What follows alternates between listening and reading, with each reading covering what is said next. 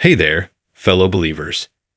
Let's dive into a topic that stirs up more dust than a sandstorm in the Sinai: vaccines and the Bible.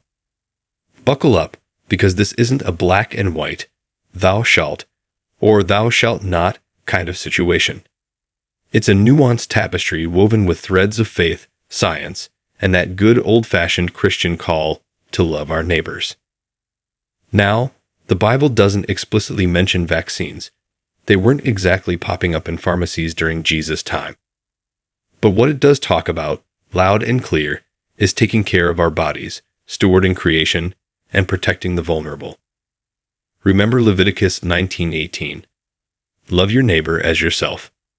Powerful stuff, right? So, here's the thing.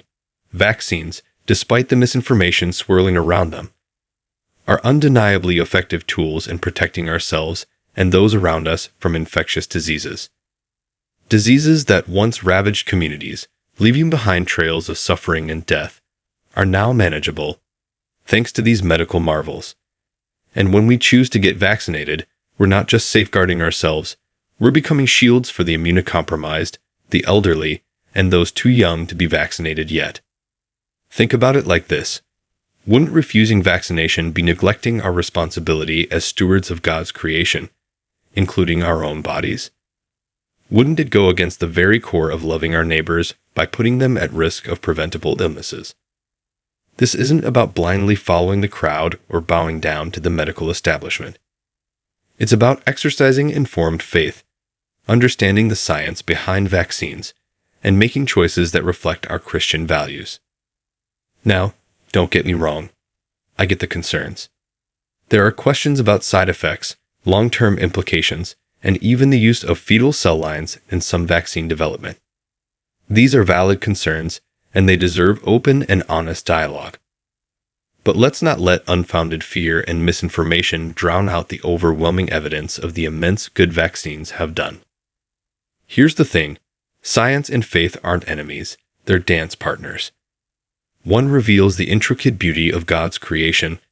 The other guides us in living out His purpose for us. And when it comes to vaccines, they work together in a powerful tango of preventing suffering and preserving life. So, where do we stand as Christians? We stand informed, we stand compassionate, and we stand for the protection of ourselves and our communities.